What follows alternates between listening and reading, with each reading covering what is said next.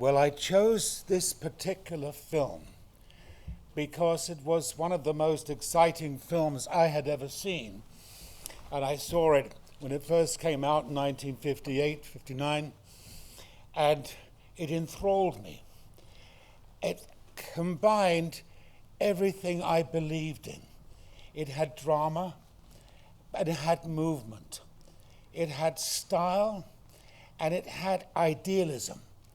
And by idealism, without getting into too much of a long speech here, we haven't got long, it embraced the rituals of a kind of Japanese theater. It reminded me of the kabuki theater.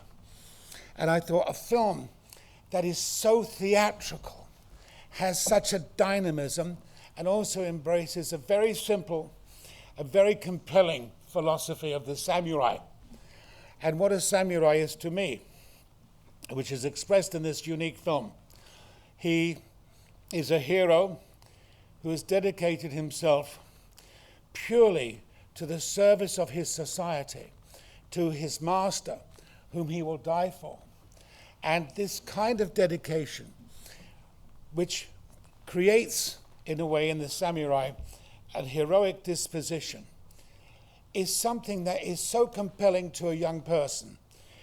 Acts of heroism, a hero himself who rejects all forms of comfort, of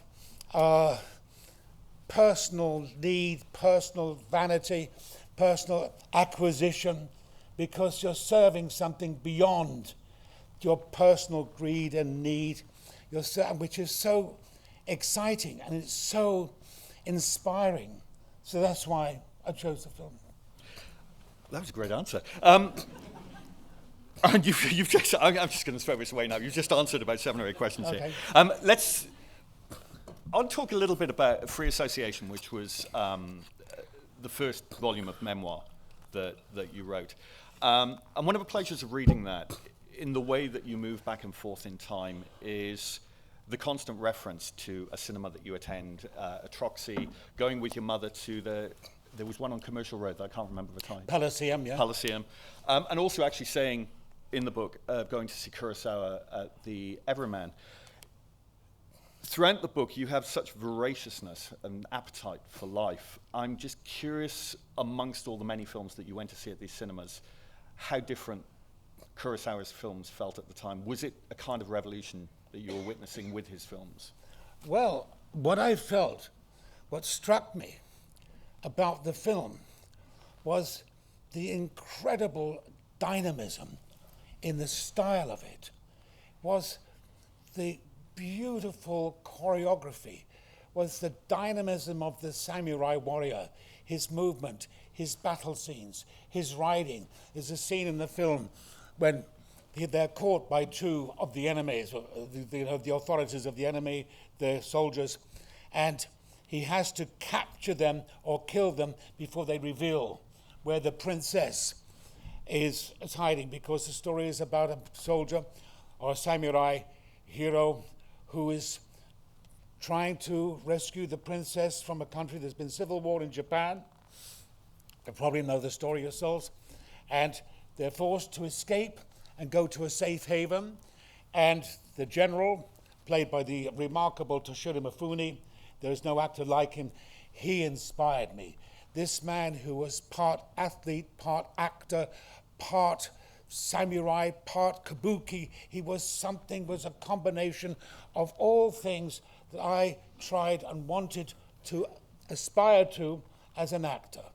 And when I saw this, going to drama school at the time, and the plays we were doing were like a bit of Noel Coward and a bit of Terence Rattigan, and suddenly blasting on the screen is this phenomenal creature. He is almost like a kind of a demon, and there is no one like him. Toshiro Mifune, of course, worked with Kurosawa. And when you have the perfect actor combined with the perfect text, and then the world's most perfect director, Kurosawa, you bring out, or the director brings out of that actor, his greatest and most significant talents. And sometimes when you have this, and it's so rare, You had it with Kazan and Brando. And when Brando also played heroes. Of course, one of the great heroes, he played Terry Malloy on The Waterfront, then Emiliano Zapata, both directed by Kazan. And then many others shortly after that. I can't remember offhand. And that's what happened when you find the right director and you have the actor and they bond, and between them they bring out something which is almost like a deity, if you like. That may be too romantic, you call an actor deity.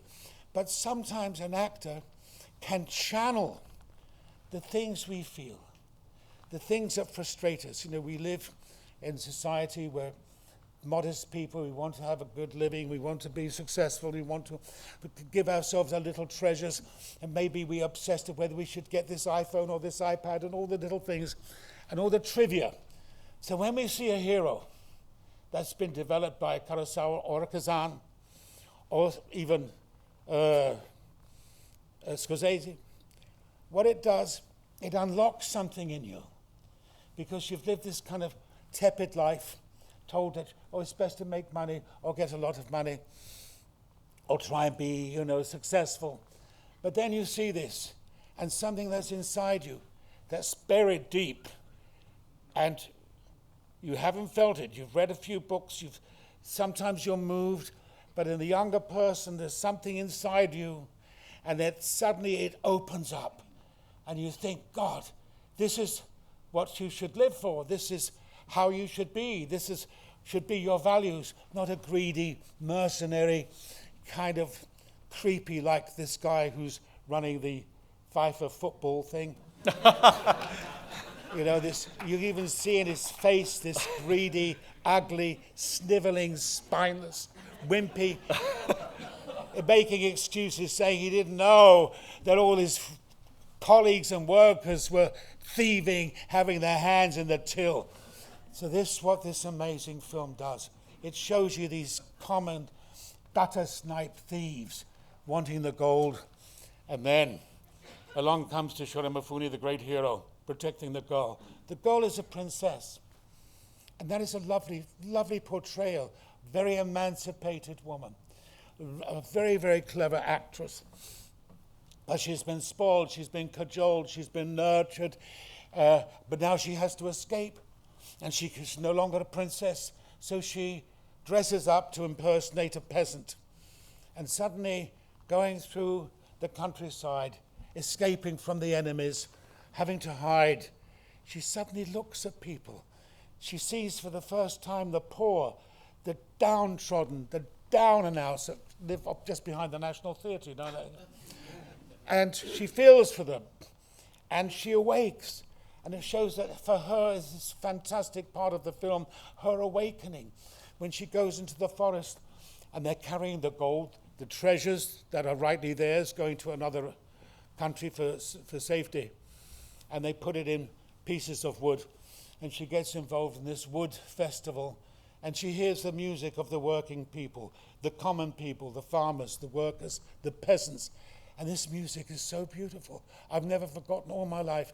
And she is so moved. I think, well, sometimes if somebody from the upper classes, aristocrats, if the Queen even maybe walked down the East End one day, she might have some enlightenment. Because she only smiles when she goes to the races. But anyway, that's neither here nor there. It's interesting that Kurosawa followed this film with an adaptation of Maxim Gorky's The Lower Depths. You talk about this sort of sense of commonality within the film and a desire to show not just the royalty but also the ordinary person. Something that, watching this film twice, as I've done this week, and thinking about your work and thinking of a place such as Metamorphosis, which deals with the specificity of one character, yet at the same time there's this universalism.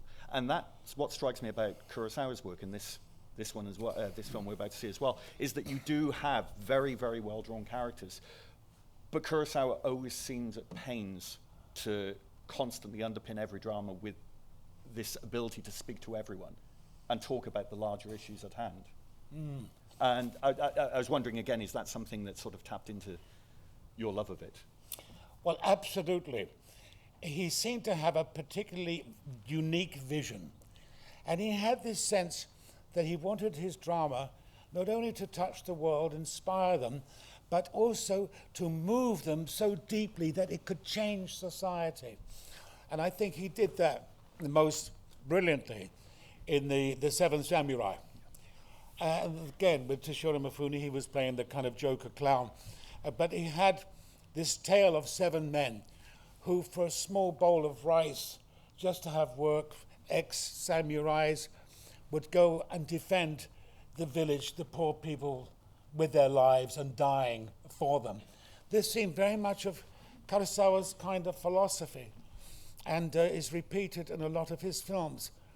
And the need always to show the hero, because he felt the hero would touch us, move us, excite us.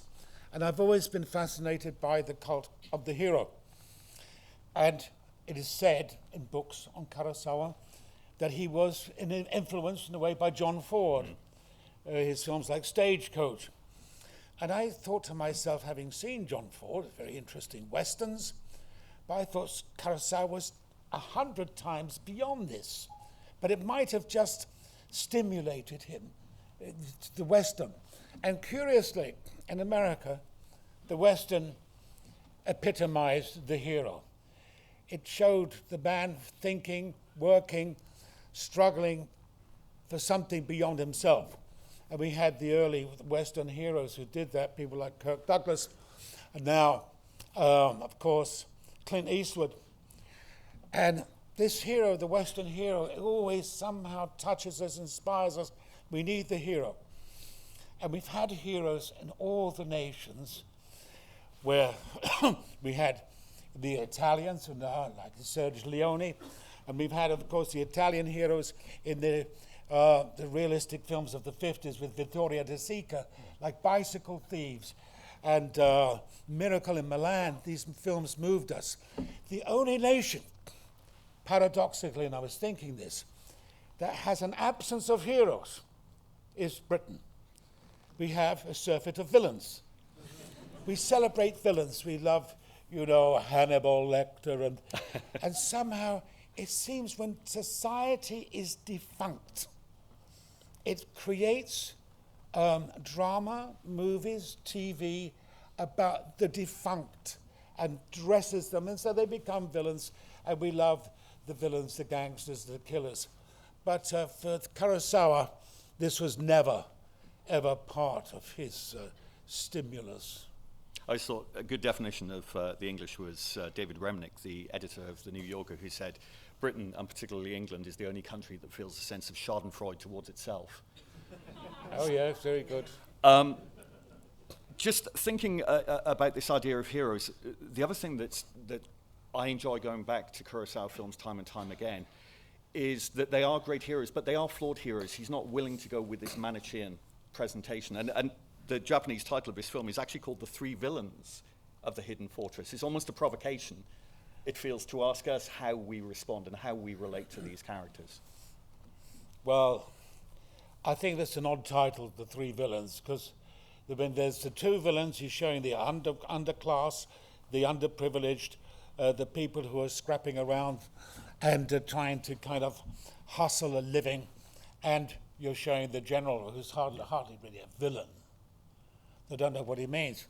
But I think we need films like this to not only stimulate us, but to lift us out of our lethargy and to touch us where we cannot be heroes ourselves. And so we need to find these heroes in order that it might give us something to aim for, to be more than people who are like scrapping around for the nearest bargain on Amazon, that we have something to live for.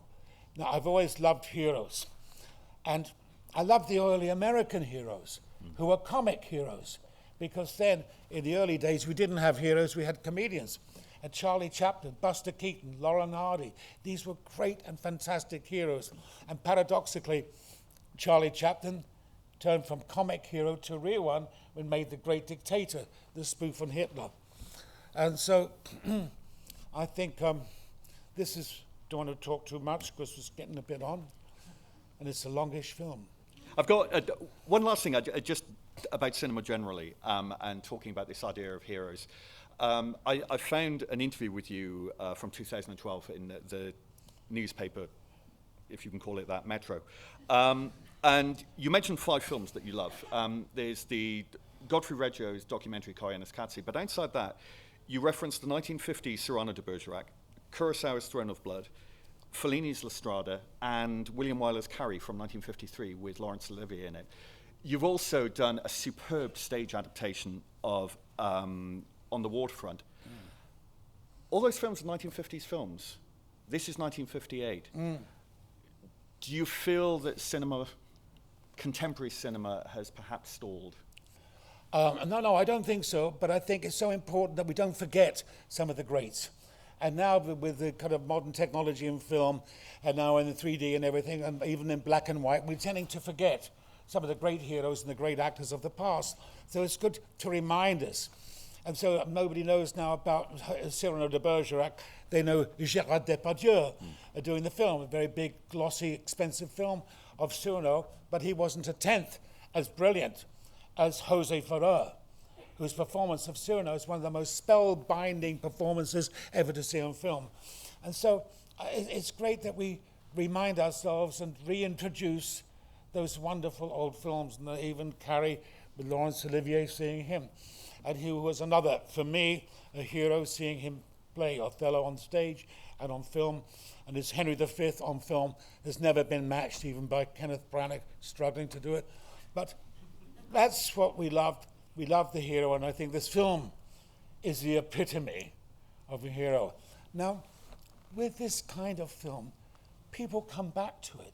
I'm sure half the audience has even seen this film before. Have you? Hands up who's seen it. Ah, that's good. See, a third of the audience has seen the film, but you come back to it because it is so unique. It is so remarkable. And for those who haven't seen it before, oh, I envy you.